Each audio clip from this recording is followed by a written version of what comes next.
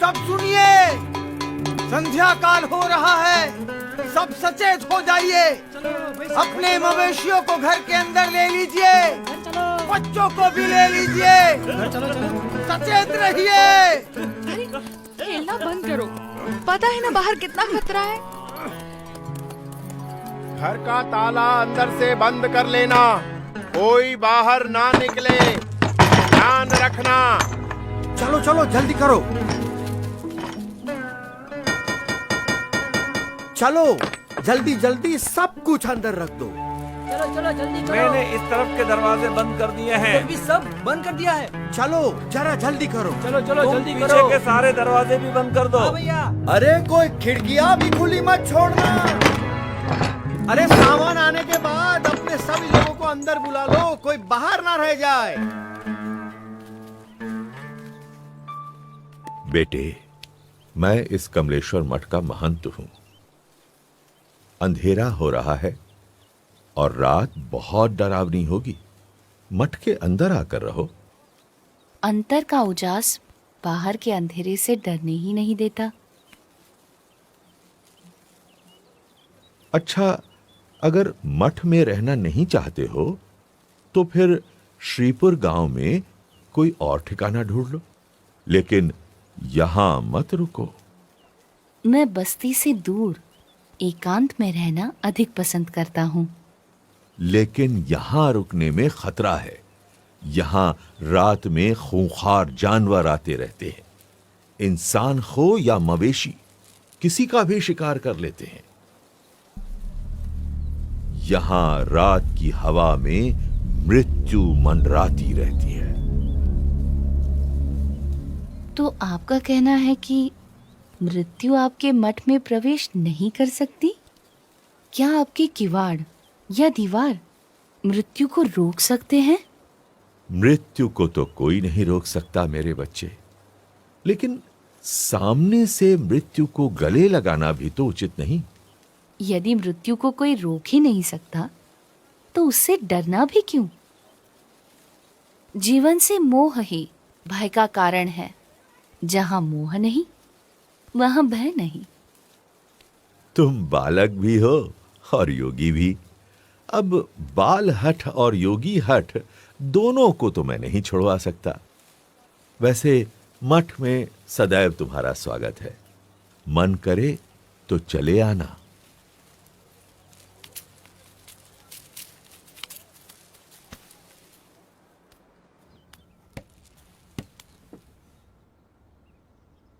मुझे भय है, अगर कोई जंगली जानवर आ गया तो इसकी मौत निश्चित है।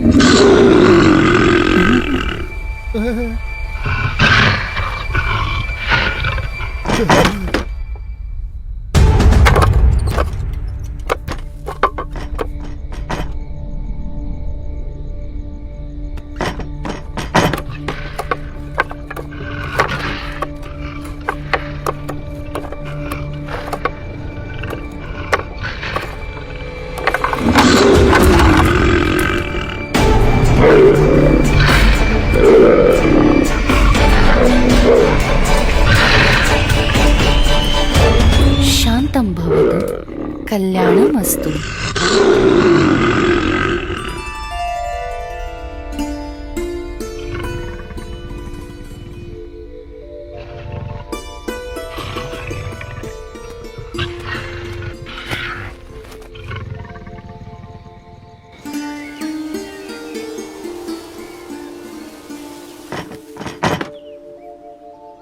ये क्या? मैं ये क्या देख रहा हूं? अकल्पनीय।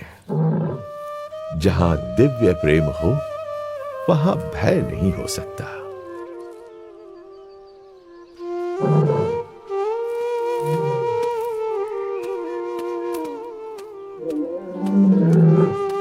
स्वामी, स्वामी रुक जाइए, रुक जाइए स्वामी। स्वामी, स्वामी अब आप कहीं न जाइए। ये मेरा मठ, मेरी महंती, मैं स्वयं, सब कुछ आपका है स्वामी। कृपया स्वीकार कीजिए, स्वीकार कीजिए। मेरा मठ तो सारा विश्व है। उस मठ को छोड़कर मैं इस मठ को कैसे स्वीकार कर सकता हूँ? और इन सब में ही बंधे रहना होता तो घर का त्याग ही क्यों करता? प्रभु, हमारा प्रेम स्वीकार कर यहीं रुक जाइए और हमें आपकी सेवा का मौका दीजिए। जब तुम दूसरों की सेवा करते हो तो मेरी ही सेवा करते हो। जब तुम दूसरों को प्रेम करते हो तो मुझे ही प्रेम करते हो। हर एक जीव में बसे परमात्मा के स्वरूप का आदर करना और उस आदर से हर एक को समान भाव से अपनाकर कल्याण के मार्ग पर प्रेरित करना, वो नीलकंठ वर्णी की अनूठी शैली थी। नीलकंठ वर्णी किसी भी प्रकार के भय से मुक्त थे और दिव्य प्रेम से युक्त थे, और इसीलिए कोई भी मुमुक्षु जीव बड़ी सहजता से नीलकंठ वर्णी से जुड़ जाता था।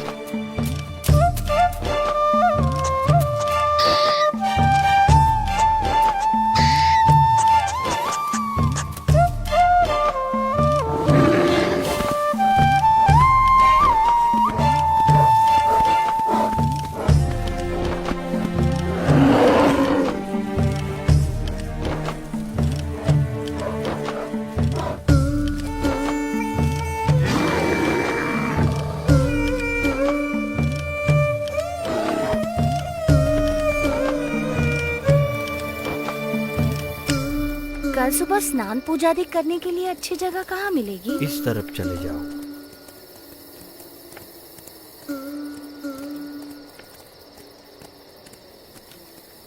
गंगे च यमुने चैव गोदावरी सरस्वती स्नानं करोमि ते जलैः।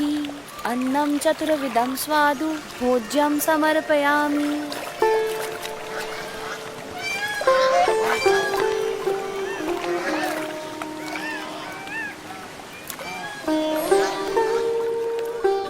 हमें जो मनुष्य जन्म मिला है वो बहुत दुर्लभ है और इसीलिए उसका उपयोग भी कल्याण के लिए होना चाहिए। संसार सिंधु करन को नैया, भक्ति हरि की कर ले भैया। संसार सिंधु करन को नैया, भक्ति हरि की कर ले भैया। अंत समय हरि मुक्ति दिलावै, बिनु हरि के कछु काम न आवै। अंत समय हरि मुक्ति दिलावै, बिनु हरि के कछु काम न आवै। अंत समय हरि मुक्ति दिलावै, बिनु हरि के कछु काम।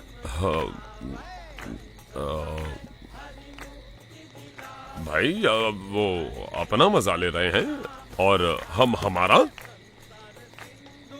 उस नशे के सामने ये नशा तो कुछ भी नहीं है। पर इसमें बुरा भी क्या है, मजा आता है। इस व्यसन से अधोगति है और उस व्यसन से उन्नति। पसंद भी आपकी है और निर्णय भी।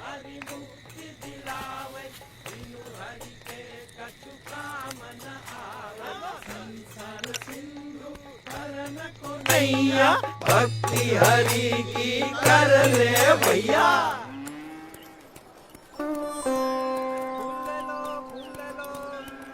आओ भगवान को चढ़ाने फूल ले लो। आप यहाँ पहली बार आए हैं? हाँ। तो मेरे साथ चलिए, मैं आपको गुप्त काशी के मंदिरों के दर्शन करवाता हूँ। चलो। ये गुप्त काशी का मणिकर्णिक कुंड है। यहाँ एक गौमुख से गंगा जी का पानी आता है और दूसरे गौमुख से यमुना जी का। अच्छा, गंगा यमुना का संगम है यहाँ।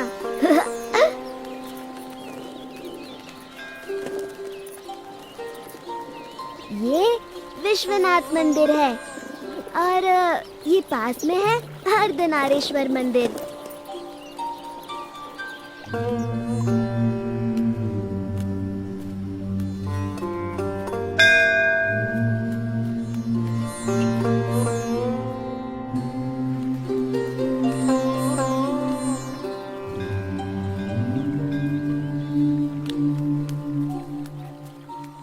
अब आप कहाँ जाओगे? गुप्त प्रयाग और त्रियुगी नारायण से होते हुए गौरी कुंड और वहां से केदारनाथ। इतना दूर?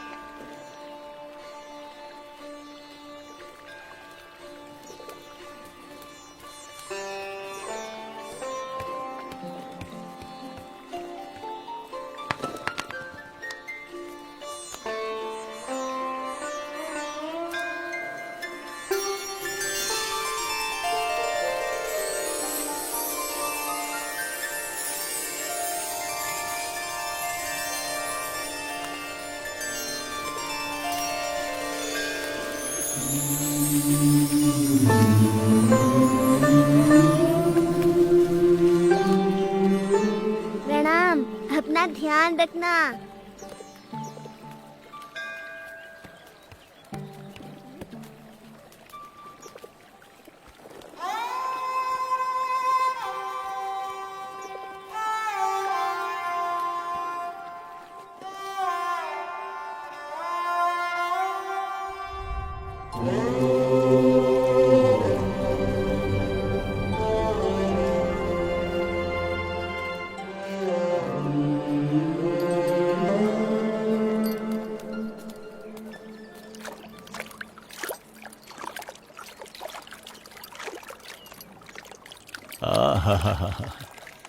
ये गौरी कुंड भी ऊपर वाले का चमत्कार है।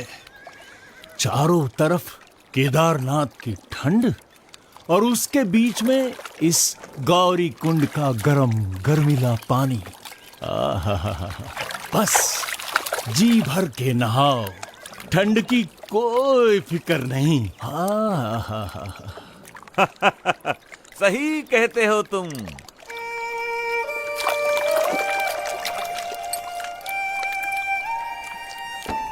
गौरी कुंड से नीलकंठ वर्णी केदारनाथ की ओर चल पड़े। कोई भी ऐसा संजोग नहीं था जो इस 11 वर्षीय बालक की कल्याण यात्रा में बाधा डाल सके, चाहे वो शरीर की थकान हो या विकट से विकट रास्ता।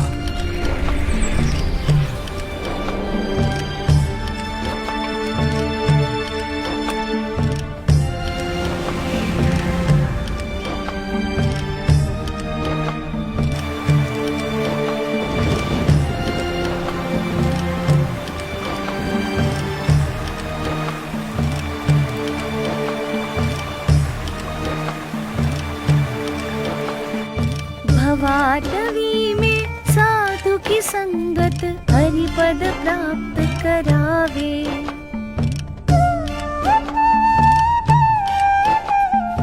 हो साक्षात केदारनाथ। जय केदार।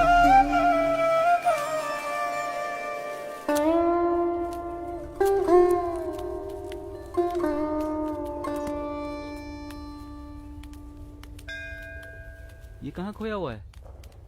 अरे किस दुनिया में हो भाई? साक्षात नारायण की दुनिया में। हाँ? क्या? कहाँ? मुझे इन वर्णी में साक्षात नारायण भगवान के दर्शन हो रहे हैं। तुम भी दर्शन कर लो। साक्षात भगवान नारायण। हाँ। ओह प्रभु, साक्षात नारायण। धन्यवाद, धन्यवाद। प्रणाम प्रभु। प्रभु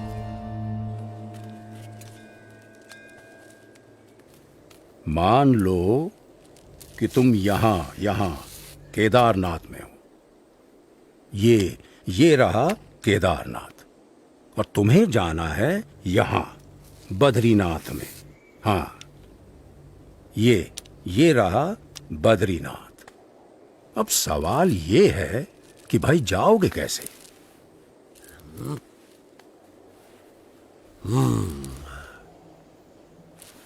तो तुमको जाना पड़ेगा पहले ज्योतिर्मठ, ये यहाँ पर, और फिर यहाँ से ऊपर ये हाँ, यहाँ तुम पहुंचोगे बद्रीनाथ। ये तो बड़ा लंबा रास्ता है, ज्यादा समय लग जाएगा। यही एक भला चंगा रास्ता है जो तुम्हें सही सलामत पहुंचा सके, और कहीं इधर उधर भटकने गए तो हमेशा के लिए भटक जाओगे। किसी जंगली जानवर का शिकार हो जाओगे, या भटकते भटकते ही मौत के मुंह में जा गिरोगे। हाँ, फिर तो हम इसी रास्ते से जाएंगे। हाँ भाई, क्या कहना है तुम्हारा? हाँ भाई, जान बचेगी तो ही तो बद्रीनाथ पहुंचेंगे। हाँ?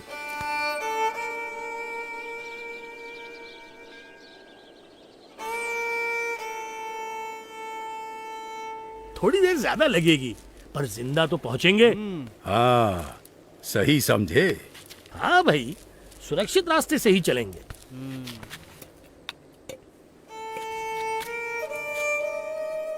केदारनाथ से सीधे बद्रीनाथ जाना असंभव भी तो नहीं है।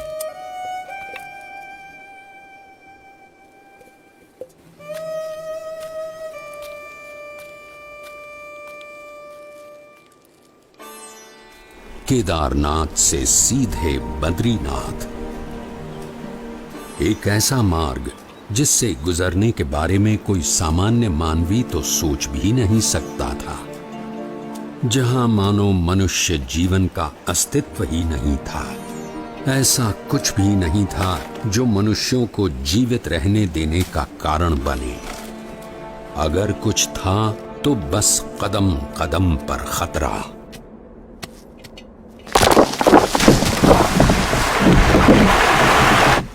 शून्य के नीचे का तापमान जो पानी को पीने के लायक भी नहीं छोड़ता था।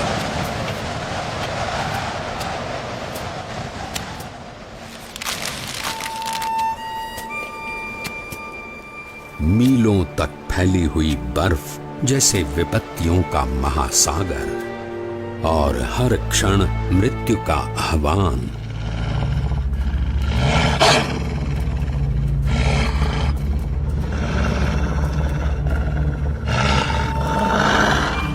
पर केवल 11 वर्ष का एक बालक कृत निश्चयी था अपने ध्येय तक पहुंचने के लिए।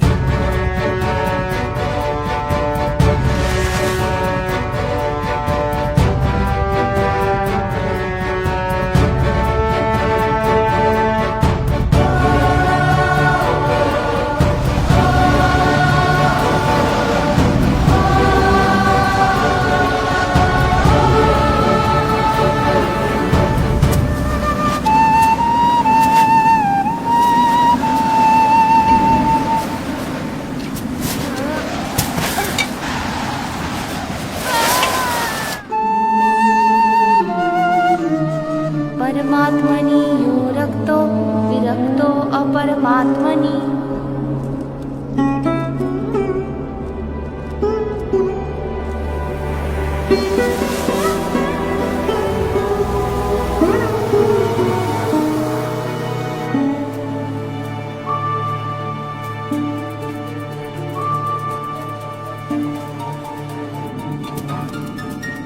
परमात्मनि यो रक्तो विरक्तो अपरमात्मनि।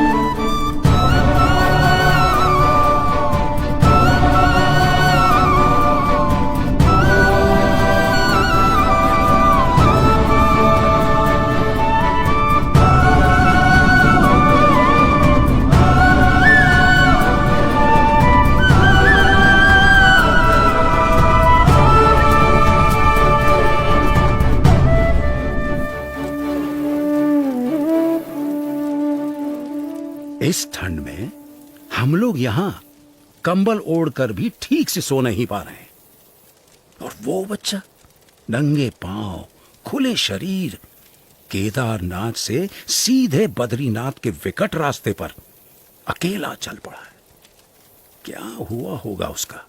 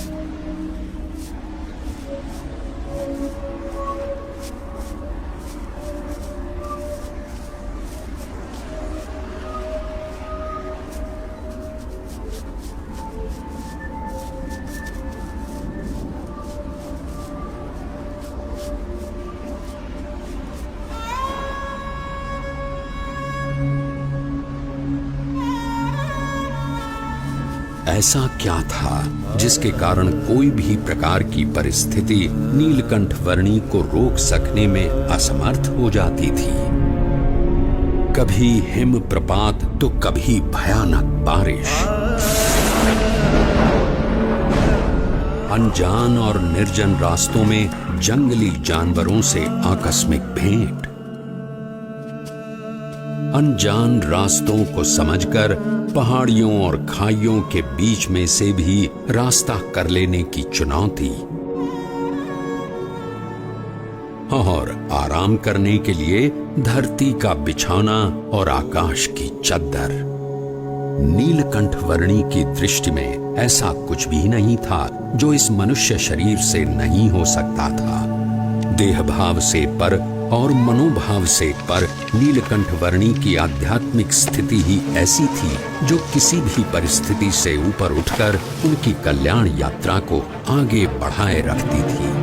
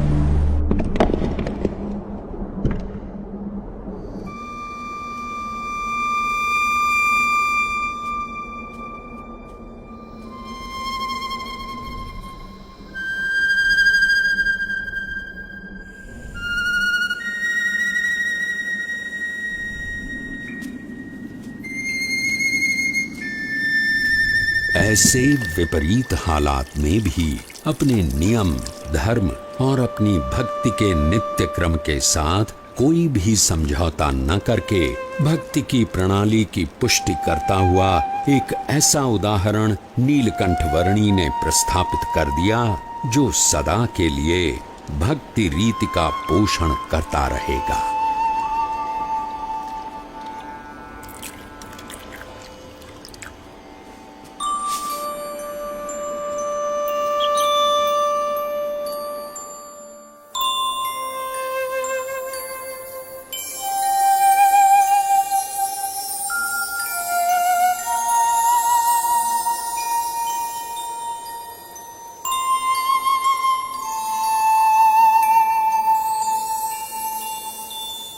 आज के समय में भी कई लोग साथ मिलकर बहुत सारी सुविधाओं के साथ जिसे पार करने के लिए हिचकिचाते हैं, वैसा केदारनाथ से सीधे बद्रीनाथ जाने का लगभग 75 किलोमीटर का मार्ग नीलकंठ वर्णी ने नंगे पांव, खुले शरीर, अकेले केवल 9 दिनों में पार कर लिया।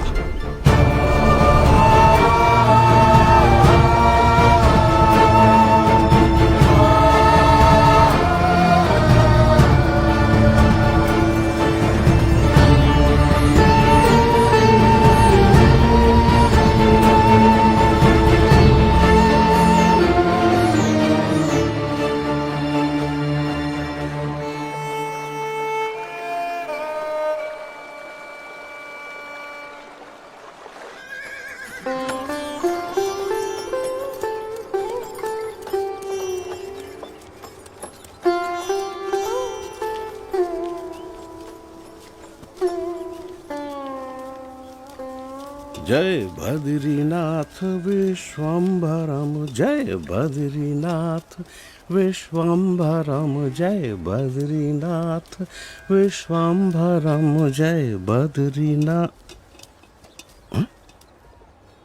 अरे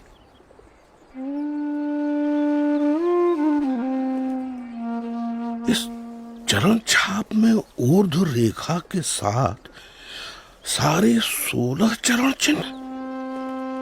ये तो स्वयं परमात्मा के चरणों की छाप है।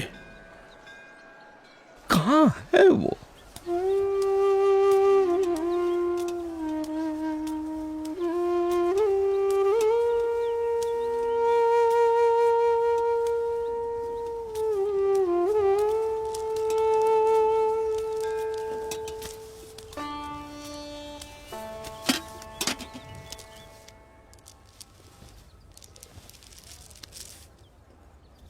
प्रणाम। मनुष्य के रूप में आपका दर्शन पाकर आज मेरे आनंद की कोई सीमा नहीं है प्रभु। मेरा रोम रोम हर्षित है प्रभु। कहीं सुना है और शास्त्रों में पढ़ा भी है कि भगवान जब मनुष्य रूप धारण करते हैं तब उन्हें पहचानने का सौभाग्य बहुत भाग्यशाली को ही मिलता है। आज मेरे जन्मों जन्म के भाग्य खुल गए कि आपके प्रत्यक्ष दर्शन हो गए। आपने क्या नाम ग्रहण किया है प्रभु? मेरा नाम है नीलकंठ। नीलकंठ। आप कहां से आए हैं प्रभु? अनेर देश से। ऐसी तो कोई जगह का नाम मुझे याद नहीं। प्रभु मेरी समझ में आए उस तरह से बताइए। कहां से यात्रा आरंभ की, किन किन तीर्थ स्थानों को अपनी उपस्थिति से पावन किया, कहां ठहरे? मैंने आषाढ़ मास में अयोध्या से सरयू पार की और अमरापुर आया। हिंडोला के दिन नारद वन में बिताए और पवित्र एकादशी हरिद्वार में की। तपोवन में जन्माष्टमी का उत्सव मनाया। लक्ष्मण झूला के पास लक्ष्मण मंदिर में उपवीत परिवर्तन किया। गणेश चतुर्थी श्रीनगर में, ऋषि पंचमी उद्धव वन में और जल झिलनी एकादशी एवं वामन द्वादशी गुप्त काशी में की। त्रियुगी नारायण में पूर्णिमा करके श्राद्ध पक्ष मैंने गुप्त प्रयाग और केदारनाथ में बिताया और नवरात्रि के आरंभ में केदारनाथ से चलकर पहाड़ों को पार करके आज नवरात्रि के 9वें दिन यहाँ बद्रीनाथ आया हूँ।